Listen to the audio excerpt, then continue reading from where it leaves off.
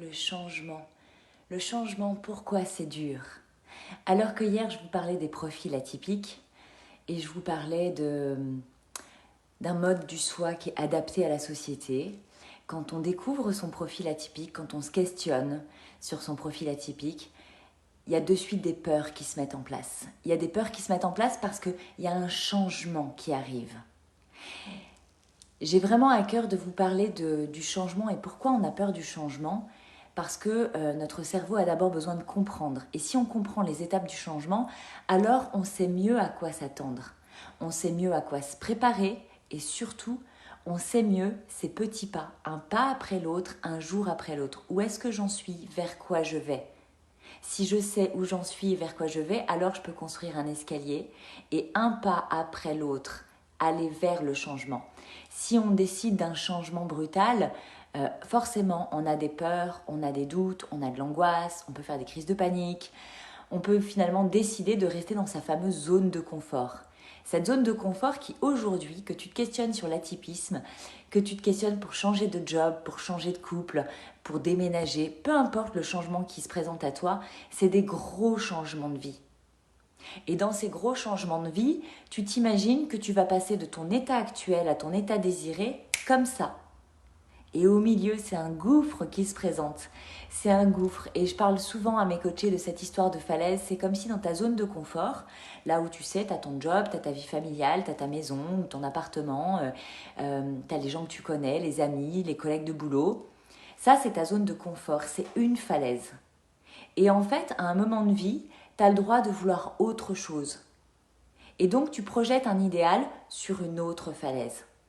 Et c'est quelque chose qui est un peu flou. Tu vois, c'est comme si l'autre falaise, tu l'aperçois, mais elle est un peu dans le brouillard. Tu vois à quoi ça pourrait ressembler et tu sais pas exactement à quoi t'attendre.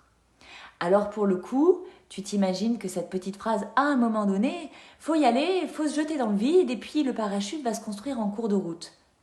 Oui, c'est vrai, j'ai expérimenté ça plusieurs fois dans ma vie. Et plusieurs fois, je me suis jetée dans le vide. La réalité, c'est que quand on se jette dans le vide, oui, le parachute va s'ouvrir en cours de route et on ne va pas se laisser mourir. Et on va trouver des solutions pour atterrir les pieds sur terre. Sauf qu'on atterrit quand même en bas du ravin, entre les deux falaises. Et c'est ça qui n'est pas confortable. Et c'est pour ça que le changement, quand on le perçoit comme se jeter dans le vide, alors ça fait peur. Et c'est normal. Moi, je me suis jetée dans le vide plusieurs fois. J'ai atterri avec parachute en bas du ravin. La réalité, c'est que pour atteindre la falaise que je voulais atteindre, il m'a fallu remonter. Ce que je vous invite en coaching à travailler, c'est de construire un pont en fait entre les deux falaises. Un pont où on va mettre des cordes, des planches, et c'est un pas après l'autre. Déjà de percevoir qu'il y a une technique dans le changement. Qu'on n'opère pas des gros changements comme ça, de suite, de façon très frontale et quelque part très masculine. C'est aussi un profil qu'on retrouve beaucoup chez la femme atypique, ce côté tout ou rien, et que quand on change quelque chose, on change tout d'un coup, mais on se fait mal en vérité. En vérité, on se fait mal et c'est pas le meilleur changement pour soi parce qu'on prend pas le temps de se regarder, de s'écouter, de mesurer un pas après l'autre. Et combien de fois ça nous est arrivé d'opérer un changement et d'être pas forcément totalement déçu du changement qu'on a opéré, mais pas totalement satisfait non plus. Parce que ce qui se joue en vrai, quand on est ici et maintenant et qu'on va vers quelque chose, on projette un idéal, on se dit que ça pourrait être comme ça. Et moi, ce que je vous invite à construire, c'est un escalier qui vous permet en cours de route de changer d'optique, de dire « Ah ben non, en fait, c'est pas là que je veux aller, c'est là ». Et c'est ça qui est intéressant, c'est de construire sa vie, de construire son changement, de mesurer un pas après l'autre, un jour après l'autre. Parce que dès qu'on commence à évoluer, à changer des petites choses, c'est comme prendre de la hauteur dans son escalier. Et quand on prend de la hauteur, on y voit plus clair. Et puis on se rapproche de son objectif. Alors on peut mesurer si c'est vraiment ça qu'on veut.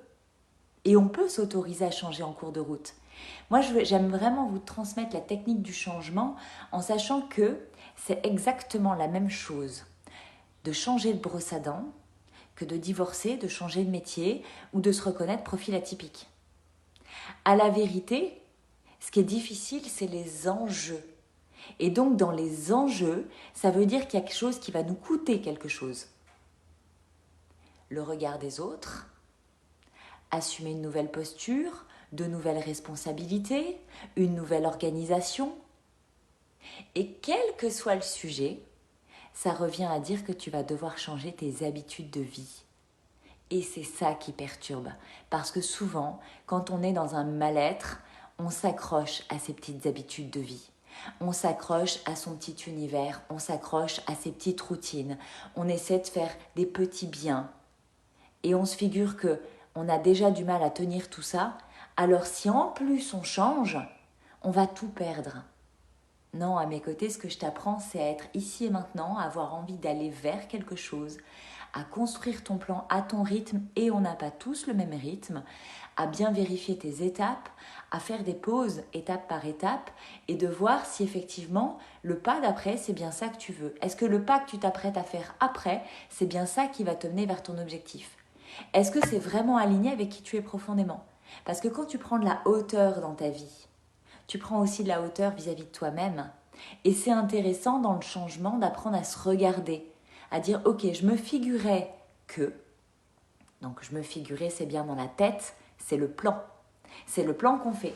Je suis ici, je vais là, alors je vais faire ça, ça, ça et ça. Après, genre ça, ça, ça et ça. Ça va me demander ça, ça, ça et ça. Et là, globalement, c'est le moment où tu t'arrêtes. C'est le moment où tu t'arrêtes parce que c'est trop. Et dans les étapes, il y a des sous-étapes. Et l'idée, c'est de bien réajuster parce que tu te découvres en même temps que tu changes tes habitudes.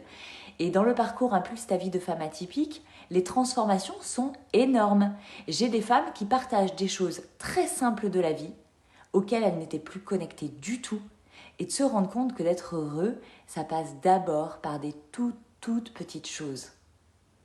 Moi, quand j'ai commencé à changer ma vie, après mon burn-out, au volant de ma voiture sur l'autoroute, parce que trop de masques, trop de poids, et puis une femme atypique qui ne se reconnaissait pas. Et ça, je vous rappellerai toujours qu'avant tout changement, la première étape, c'est de savoir qui on est. Ça commence par ça. C'est pour ça que dans mes modules d'accompagnement, j'ai plusieurs possibilités. Soit on commence soit avec soi, et il y a le parcours de groupe Impulse ta vie de femme atypique, soit effectivement, on a envie d'être juste avec moi en mentoring privé.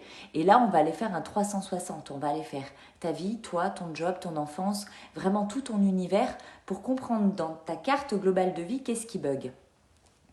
Et là, vous voyez le profil de la femme atypique qui va se respecter, c'est que là, j'ai perdu mes chèvres et mes moutons et je ne sais plus pourquoi j'étais en train de vous dire ça. Et si ça t'arrive aussi, c'est qu'il y a probablement une partie d'atypisme chez toi que tu as à découvrir, à révéler. Parce qu'on ne peut pas aborder le changement si on ne se connaît pas. Le changement, ça demande du courage, ça demande de la persévérance, ça demande de l'énergie.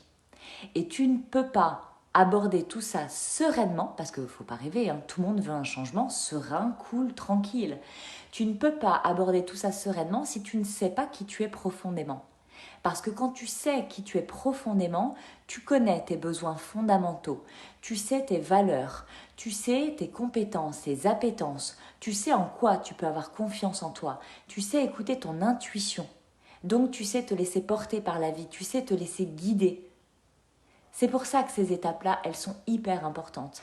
Hier, je vous parlais de la typie et de la norme, et donc forcément, de passer d'un monde à l'autre, ça va demander des changements. Mais ça va d'abord demander des changements, toi, avec toi-même. La façon dont tu te parles, la façon dont tu penses, la façon dont tu te regardes, la façon que tu as de poser le regard sur ta vie jusque-là. La façon de valoriser ce qui était bon dans les échecs. Et c'est ce travail-là qui va te permettre d'aborder un grand changement de vie serein. Aujourd'hui, on peut me voir sur les réseaux sociaux et je ne cesserai jamais de le rappeler. Quand je vous coach, je vous demande de venir vers moi si vous calez à la vibration et si le profil atypique, c'est quelque chose qui vous parle, même si vous n'êtes pas au clair avec vous-même par rapport à ça. Mais surtout de bien mesurer que ce que moi j'entreprends dans ma vie aujourd'hui, c'est le travail d'une femme qui est sur elle-même avec son petit miroir depuis 7 ans. Et que plus j'ai pris l'habitude de me regarder, plus je me regarde, donc plus je change des étapes facilement. C'est pour ça que je peux faire en même temps ce groupe, en même temps puissance collective, en même temps un livre, en même temps 3 enfants. J'ai oui beaucoup d'énergie, mais j'ai appris à prendre soin de mon énergie. J'ai appris à me mettre dans des postures où je suis à l'aise avec moi-même.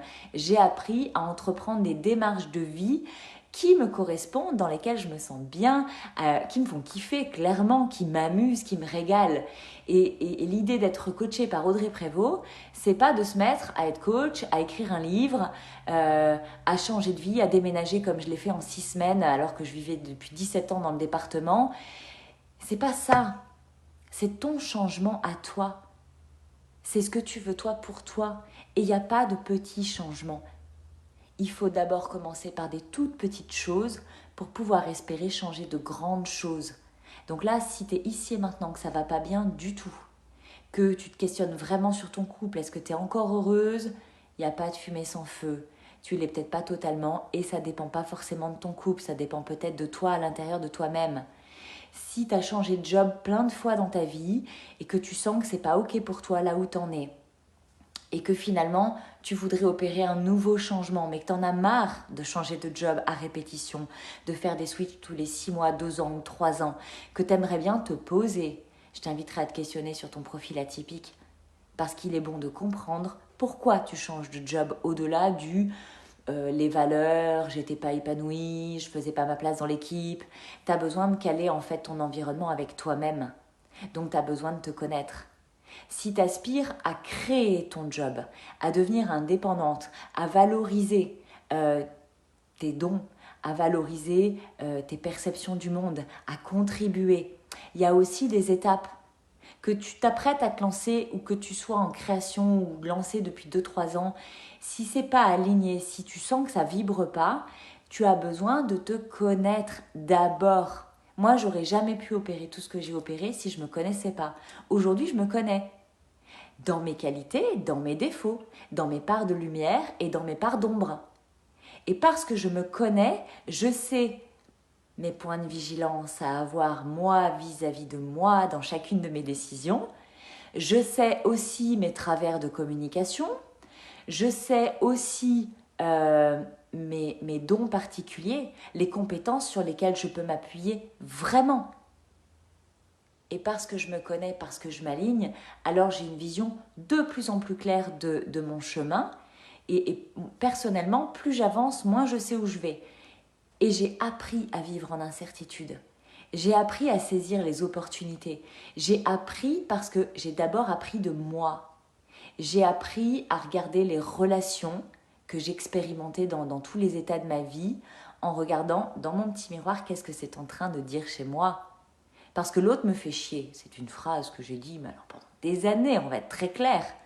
Mais c'est pas l'autre. L'autre, il n'est pas né pour me faire chier. Il y a quelque chose chez l'autre qui vient m'emmerder moi. Alors oui, je dis des gros mots aussi. Et dans les profils atypiques, soit on a un vocabulaire très très très élaboré, ce que je suis capable d'avoir parfois, comme je peux dire des gros mots parce que c'est fluide et ça vient comme ça. Et moi, je m'embête pas avec ce genre de choses. Des gros mots, on en dit tous, donc on va pas être choqué de ça. L'autre, il n'est pas né pour m'emmerder. Donc c'est qu'est-ce que ça vient faire chier chez moi? Qu'est-ce que j'ai à comprendre de moi? Et tout ça, ça fait partie de petits changements. Mais les petits changements, c'est les plus importants. C'est parce que tu commences à changer quelque chose tout doucement dans ton univers. Personne ne voit rien au démarrage. C'est juste toi avec toi-même. Donc, tu n'as pas à avoir peur du jugement des autres. C'est quelque chose que j'accompagne ou à tes côtés, je vais te dire, ok, qu'est-ce qui est en train de se jouer pour toi? Qu'est-ce que ça dit de toi? Qu'est-ce que tu peux faire évoluer? Les étapes du changement, souvent, on les vit, on les traverse quand on a des enjeux forts.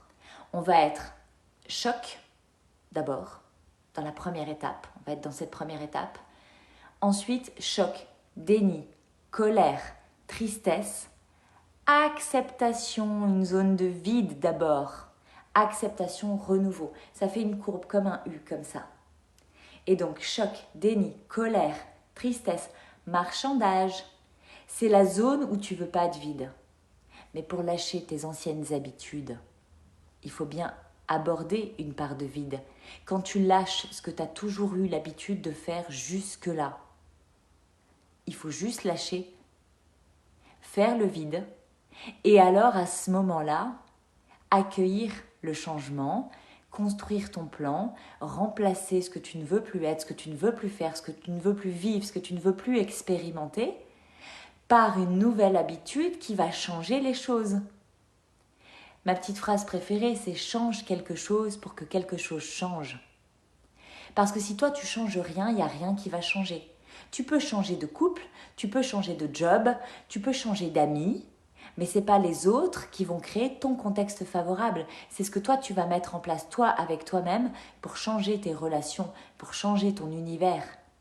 Et c'est ça qui est hyper important de comprendre, c'est que tout va partir de toi. Donc oui, changer de brosse à dents, c'est quelque chose qu'on fait facilement. Pour autant, si tu es chez le dentiste parce que tu as mal aux gencives et qui te dit ben, madame ou monsieur, voyez maintenant, il faut passer à une brosse à dents souple parce que votre brosse à dents dure, elle est en train de vous bousiller les gencives. Ça fait râler parce que tu as toujours eu l'habitude et tu as toujours fait comme ça. Et puis la nouvelle sensation, elle n'est pas très agréable. Et puis tu as l'impression que tu te lèves plus bien les dents. Et puis zut, tu préférais avant, donc tu reprends ton ancienne brosse à dents. Et puis du coup, après, tu culpabilises parce que tu dis oui, mais c'est pas ça qui va changer. Attendez, je vois qu'il y en a qui s'échappent là, avec l'histoire de la brosse à dents. Mais c'est super intéressant parce que ce que je suis en train de dire, je suis sûre que c'est très très vrai si tu transposes ça à tous tes univers. C'est la zone de marchandage, c'est la zone qui n'est pas confortable. Parce que tu sais que c'est bon pour toi, mais tu n'as pas très envie de le faire. Et c'est souvent là où j'entends des femmes atypiques me dire « Mais je sais ce que je veux, je sais tellement ce que je veux Audrey, j'en ai tellement envie, mais je procrastine. » Ouais, parce que tu as des étapes à comprendre d'abord. Tu as des étapes à connecter qui vont te permettre d'aborder le changement sereinement. Un pas après l'autre, un jour après l'autre. Change quelque chose pour que quelque chose change. Commence par travailler avec toi-même et si tu n'y arrives pas, demande de l'aide. C'est ce que je vous disais hier. Fais-toi accompagner, demande de l'aide.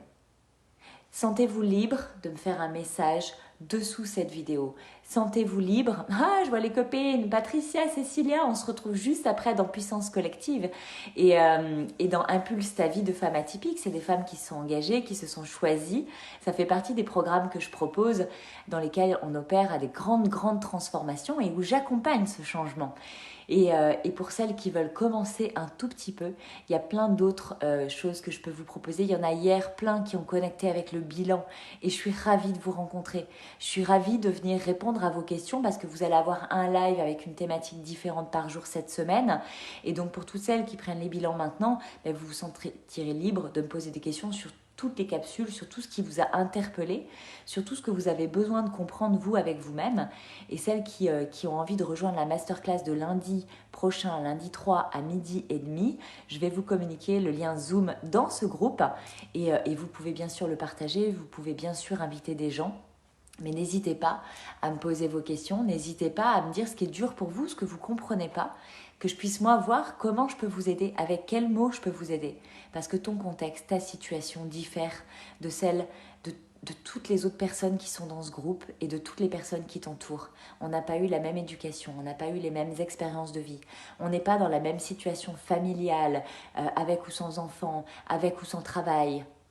On n'a pas vécu la même chose.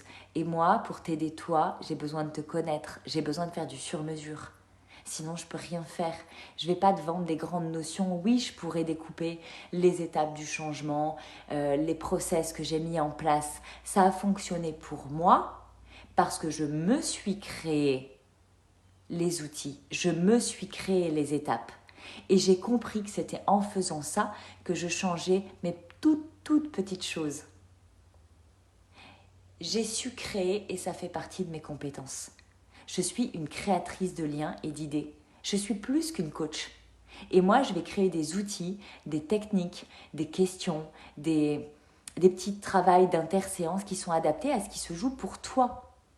Je vais créer des outils sur mesure.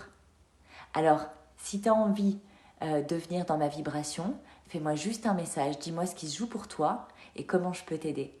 Je te souhaite une très belle journée et demain, je vous retrouve toutes en live, toutes et tous. J'oublie tout le temps qu'il y a des garçons un peu quand même dans mon univers. Je vous retrouve donc tous demain et demain, on va parler de la fameuse confiance en soi. Ouh là là là là, qu'est-ce que c'est que la confiance en soi? Comment on connecte à la confiance en soi? Comment on arrive à faire évoluer son niveau de confiance en soi quand ça ne s'achète pas en paquet de 12 au supermarché et